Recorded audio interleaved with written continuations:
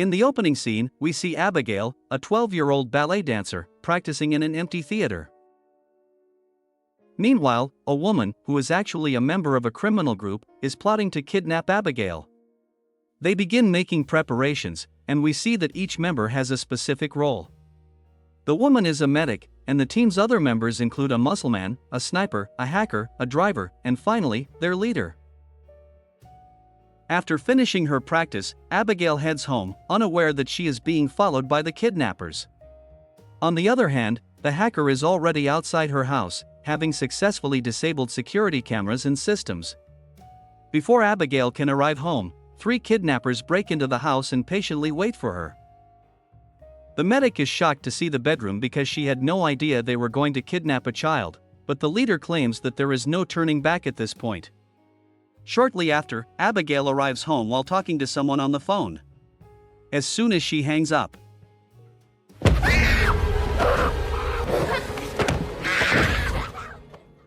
the leader even attempts to punch the girl, but the medic steps in and injects Abigail with a sedative, knocking her out. The criminals attempt to leave with the girl, but unexpectedly, Abigail's father shows up. As they hurry out, the house alarm goes off, but they still manage to escape and get into their van. After some time, they reach an old mansion located in the middle of the forest. There, they meet the mastermind, Lambert, who guides them inside. After locking Abigail in a room with blindfolds and handcuffs, the group meets downstairs. It's revealed that this is the first time they've all met. So, Lambert asks the group not to share their real names or backgrounds.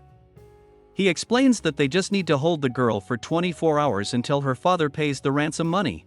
When the medic inquires about Abigail's father, Lambert simply says the man is wealthy and can easily pay a $50 million ransom. He promises each of them $7 million at the end. He then instructs them to hand over their cell phones to avoid being tracked. Before leaving, he gives them code names to address each other. The leader's name is Frank, the hacker, Sammy, the driver is Dean, the muscleman is called Peter, the sniper, Rickles, and the medic is Joey. After Lambert leaves, everyone starts drinking, except Joey. It is revealed that Frank used to be a cop. He's able to point out that Joey is a recovering drug addict. Hearing this, Joey is momentarily speechless, but she then excuses herself to check on Abigail. Upon arriving at the room, Joey immediately puts on a face mask and removes the blindfold from the girl when she says it's too tight. Her arms are also sore from the cuffs, so Joey loosens them slightly. The scared little girl begins pleading for help, but Joey responds that they will hold her for a while until her father gives them the money. Here, Joey promises Abigail that she won't let anybody hurt her. She then reveals that she has a son who is the same age as Abigail. Suddenly, Abigail tells her that they were wrong because her father doesn't care about her. As Joey proceeds to leave, Abigail apologizes for what's about to happen to her. Hearing this, a worried Joey goes downstairs and confronts Frank about the identity of the girl's father. Frank has no idea, although he is the only person who knew Lambert personally before this operation. Joey then informs him that the girl implied her father is a very dangerous man. Out of curiosity, Frank heads to Abigail's room, but he is shocked to find her without her blindfold. Frank points a gun at her and asks if she saw his face. She denies seeing him, and Frank presses her to reveal her father's identity, so the scared girl confesses that her father is Christoph Laser. Hearing this, Frank is terrified and immediately rushes downstairs to gather his things. He informs the team that he's quitting because he didn't know the girl's father was Christoph Laser. It turns out that Laser is a very dangerous criminal underworld figure. Dean argues that Laser is just an urban legend and not real, but Frank insists otherwise. Since Abigail has already seen his face, Frank considers killing Abigail and fleeing, but Joey opposes this plan. Dean then comments that the prospect of $7 million is life-changing money, and he's willing to take the risk. In the end, the group decides to stay put, as they only have 22 hours left for the operation. Later on, Dean roams the mansion when he suddenly hears a strange noise. He follows the sound until he reaches a dark room. Inside, he notices a vintage painting and thinks the girl in it looks like Abigail, but Dean is too drunk to think much about it. He then goes to the kitchen, located in the basement of the house, searching for food. he suddenly notices a door opening on its own. Confused, he goes into the room, and he is suddenly startled by a mouse. But then, just as Dean is about to leave,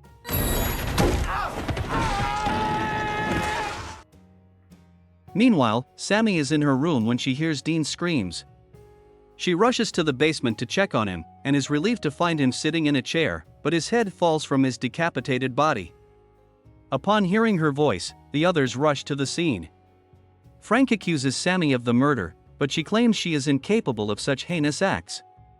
Seeing all this, Joey claims that it resembles the work of Valdez, who is known as the most dangerous hitman of Laser.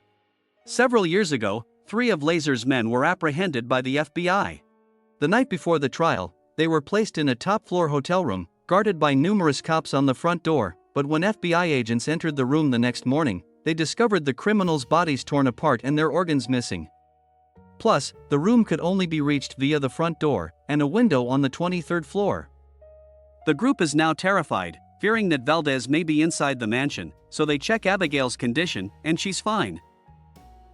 Finally, Rickles declares he's had enough and decides to quit.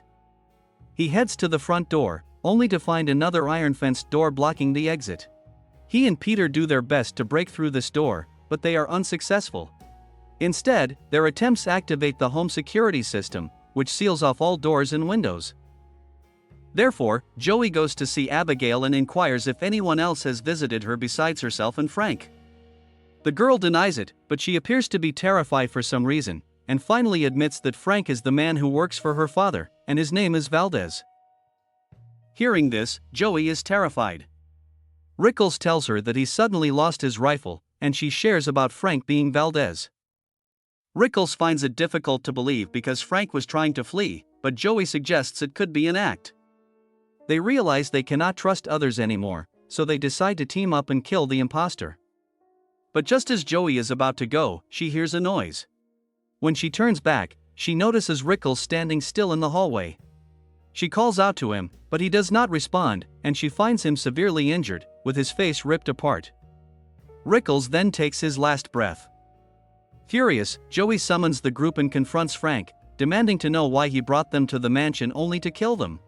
He is perplexed, so she reveals what Abigail told her earlier and asserts that he killed the 2 people. Frank denies the accusations and claims that Abigail is just attempting to manipulate Joey. He then asks Peter to kill the little girl once and for all. Peter enters Abigail's room, ready to shoot her, but is stopped by Joey. Chaos ensues with everyone blaming each other and pointing guns. Amidst the argument, Abigail easily removes her handcuffs and takes a ballet position.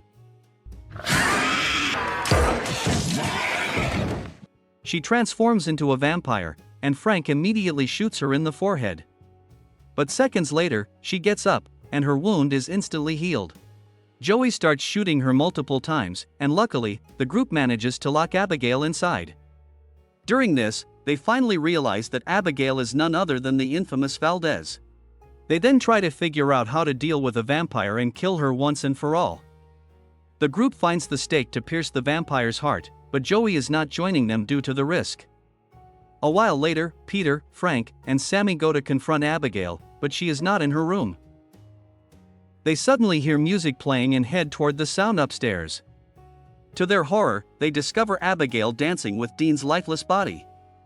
Upon noticing them, Abigail acts innocent and invites them to sit down and talk. Sammy gathers the courage to attack her with garlic, but it doesn't work. Peter tries to intervene, but Abigail repeatedly stabs him with his own cross necklace. Frank then approaches her with a wooden stake, but Abigail uses it to stab him in his own thighs. Realizing they cannot win, the group retreats and rushes downstairs to the hallway.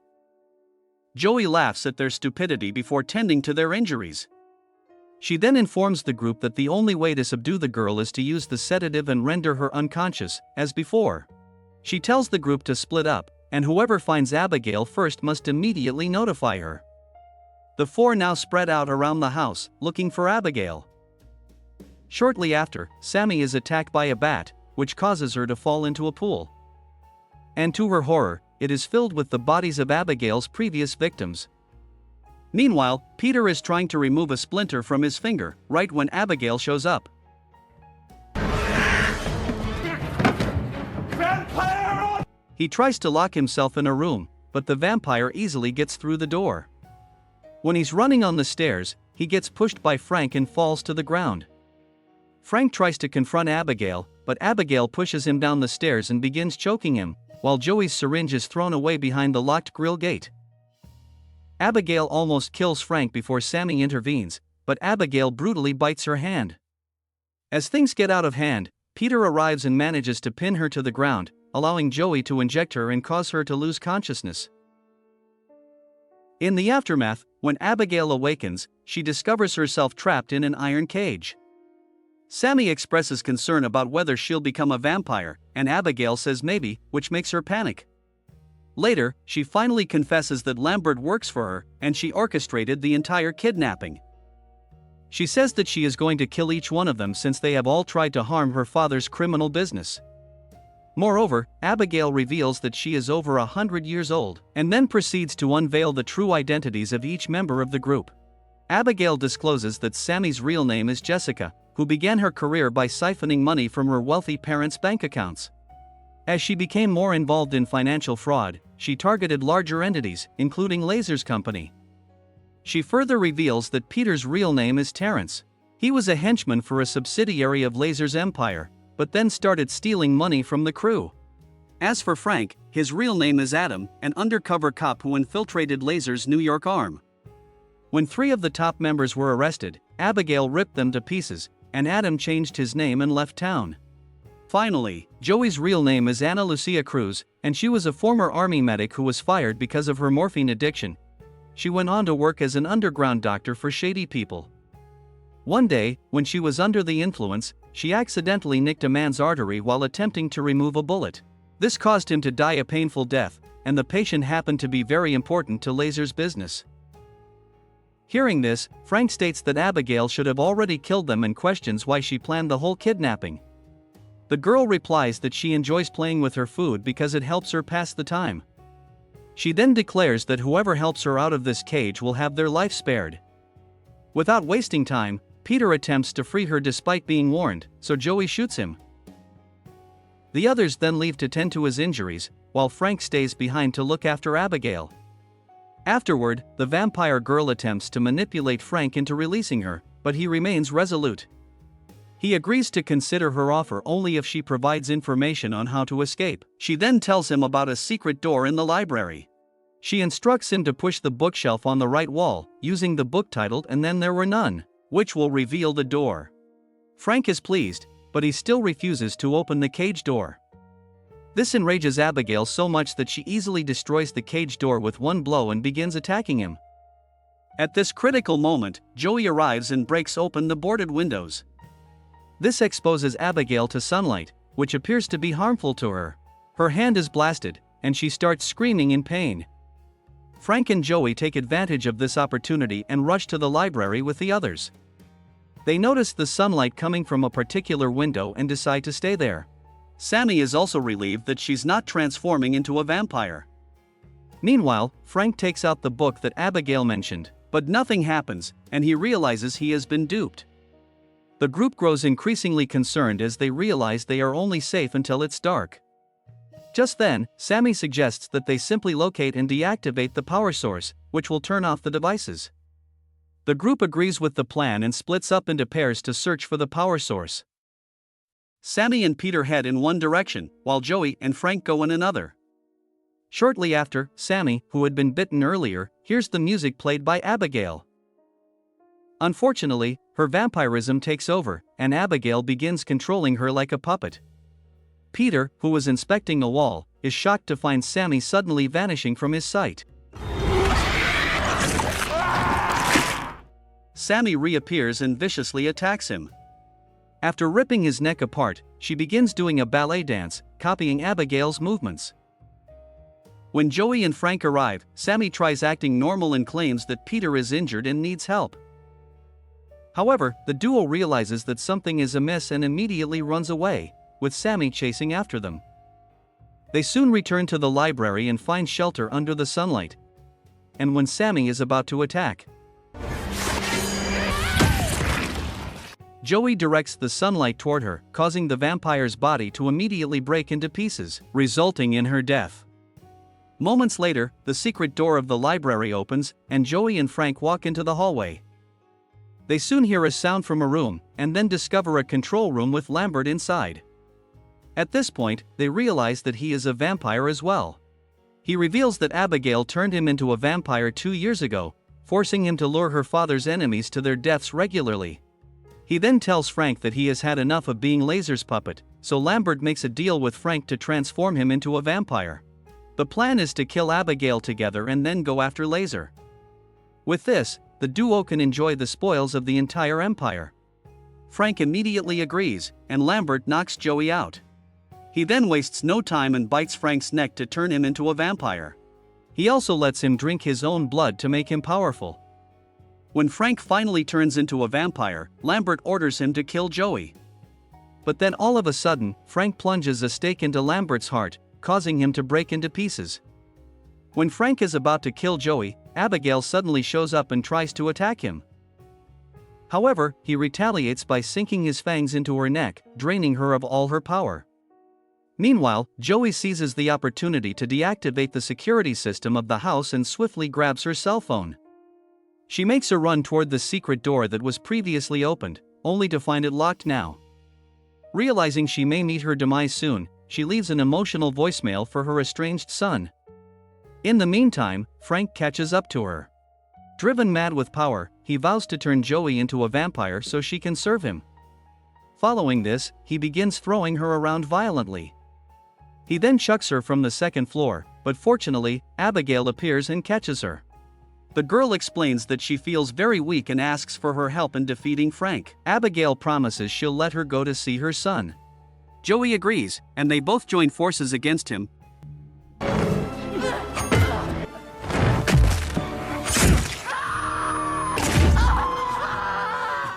Unfortunately, despite their best efforts, Frank easily overpowers them and manages to bite Joey's neck. Once the latter transforms, Frank places a stake in her hand, ordering her to finish off Abigail. Joey, who appears to be in a vampiric trance, complies and cautiously approaches the girl. But then, she suddenly attacks Frank instead. Abigail also rejoins the fight, and together they manage to overpower and pin the inexperienced vampire down. As they drive a stake into Frank's heart, his body erupts in an explosion, showering the girls with blood. Joey then expresses concern about becoming a vampire, but Abigail assures her that she is now free of the curse because Frank has died. She also hopes Joey will be reunited with her son. As Joey is about to leave, she is confronted by Abigail's father, Christoph Laser. She is terrified to see him, and Laser threatens to kill her for kidnapping his child. He goes into full beast mode, but Abigail intervenes. She claims Joey was there to protect her when he was not, and credits her for her survival.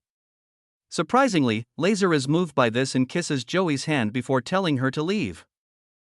Covered in blood, Joey then heads to the van parked outside, before leaving the estate to see her son. Thus, we reach the end of this film. Thanks for watching. You can like this video to support us. Don't forget to subscribe for more content. See you in the next video. Goodbye.